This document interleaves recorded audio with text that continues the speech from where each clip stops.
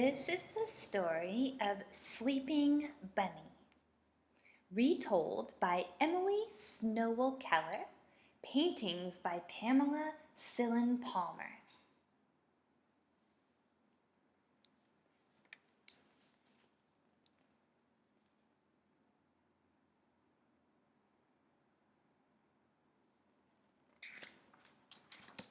Sleeping Bunny.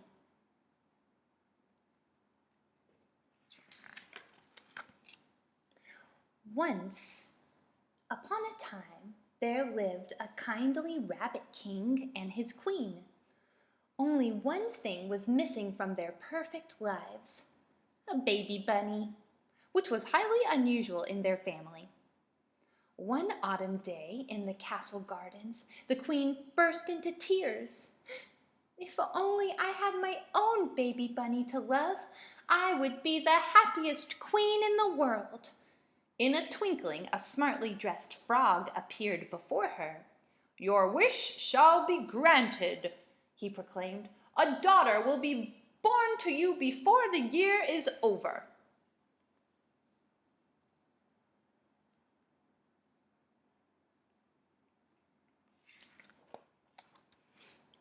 Sure enough, within a year, the king and queen had a beautiful baby girl. They named her Princess Bunny and loved her from the tips of her silky ears to the ends of her dainty white paws. To share their joy with the whole kingdom, they planned a great feast. Everyone would be invited, including the 8 fairies of the land. The king and queen knew the fairies would bless Princess Bunny with good wishes for a happy life. However, inviting all the fairies was not as easy as it seemed, for there were only 7 golden plates. Fairies cannot possibly eat off of ordinary china. Thus, only 7 fairies were invited. Mildew, the 8th and crankiest fairy, was left out.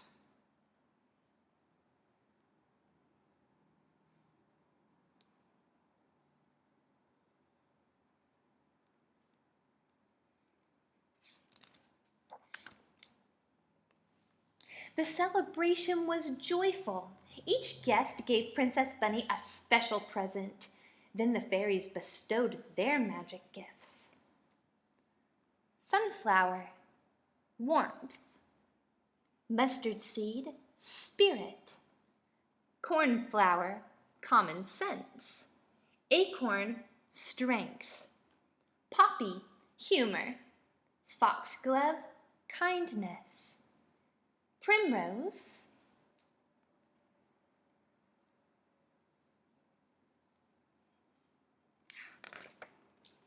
but before the 7th fairy, Primrose, could give her blessing, Mildew arrived on a blast of lightning. Furious at having been left out, the 8th fairy pointed a bony claw at Princess Bunny and screeched, "When this bunny turns 15, she shall prick her finger on a spindle and die." Then, with a glare at the horrified guests, she vanished in a whirlwind.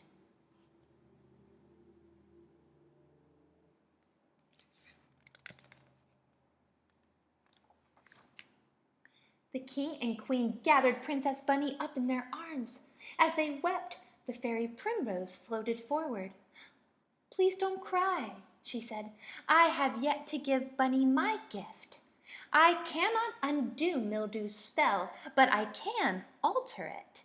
The princess will indeed prick herself as foretold, but she will not die. Instead, she will fall asleep for 100 years." Primrose waved her sparkly wand over the baby. The king and queen thanked the kind fairy, but they wondered if sleeping for 100 years was any better than death. "We must do all we can to protect Bunny," declared the queen. So every spindle in the realm was destroyed.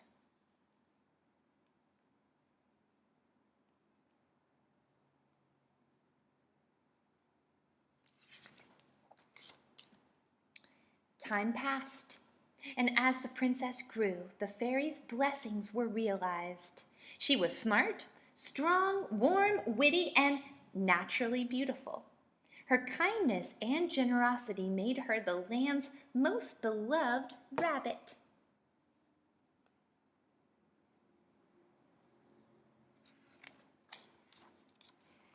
On the princess's 15th birthday, her parents sighed with relief. There was not a spindle in sight. To celebrate, they held a birthday ball in her honor. During the festivities, Princess Bunny felt restless and wandered off to explore the castle. She hopped here and there until she poked her pink nose around a corner and found a dusty staircase she had never seen before. At the top was a curious door with rusted hinges. A golden key was in the lock.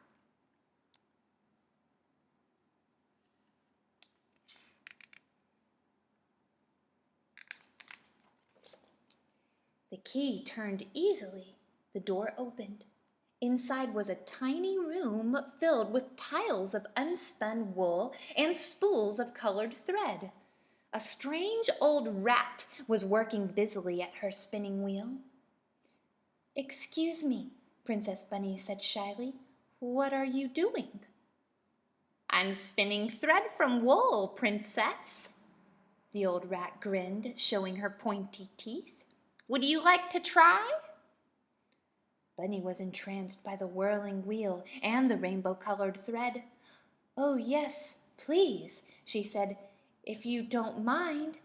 Eagerly, Princess Bunny reached out to touch the spindle and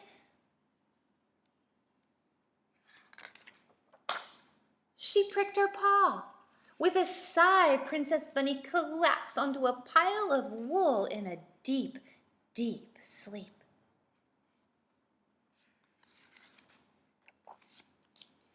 The moment Bunny closed her eyes, so did everyone else. In the great hall, the king and queen, guests, and servants all fell asleep. Cooks snored among the vegetables, musicians dreamed over their instruments, even the breezes stopped blowing as the entire castle fell into an enchanted sleep.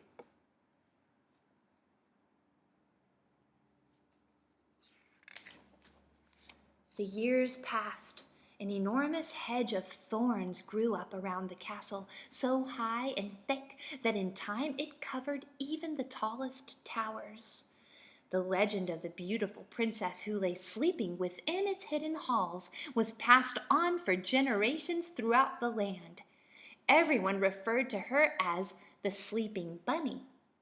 Over the years, noble knights tried to break through the tangled thicket in search of the castle and the sleeping princess, but none succeeded. Each time a brave knight ventured forth, the piercing thorns grabbed him and he was lost forever.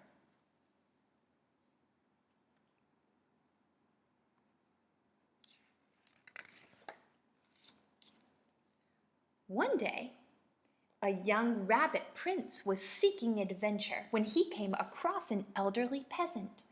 The peasant told him the story of the sleeping princess hidden behind a wall of thorns and of the many princes and knights who had disappeared trying to reach her. Bewitched by the idea of finding the legendary bunny, the prince searched the land, finally coming upon the enormous thorn hedge. Valiantly, he charged into it with his sword raised.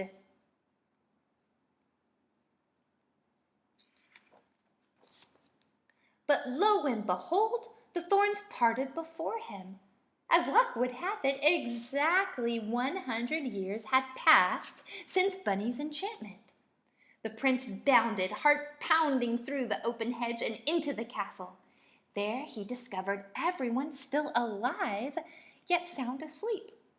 No one stirred as he hopped from room to room, seeking the fabled sleeping bunny.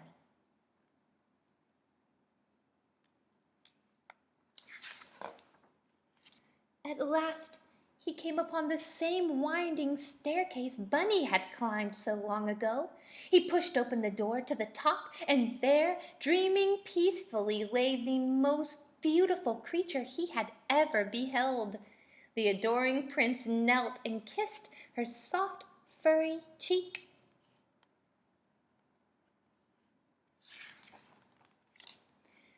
Sleeping Bunny's eyes fluttered open. "Fear not, fair princess," said the prince. "You have been asleep for 100 years. It's time to get up." Sleeping Bunny stretched and wiggled her long ears. She looked curiously at the prince. "Really?" she said. "It feels like I just took a nap."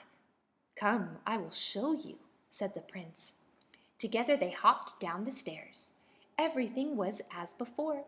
Music played, vegetables roasted, and breezes blew the sweet smell of roses from the gardens. Just then the fairy Primrose appeared and led Bunny and the prince to the king and queen.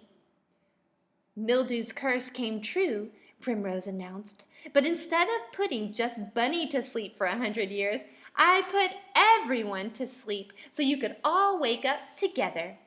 With tears of joy, the king and queen hugged their daughter and the smiling prince.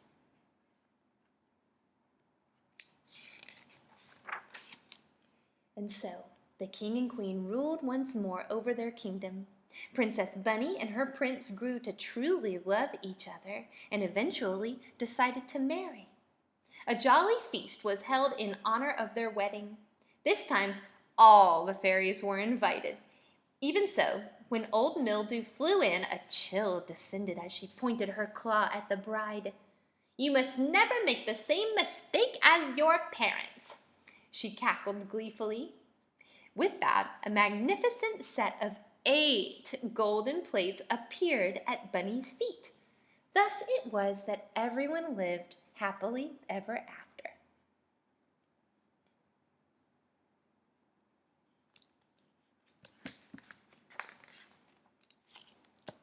The end.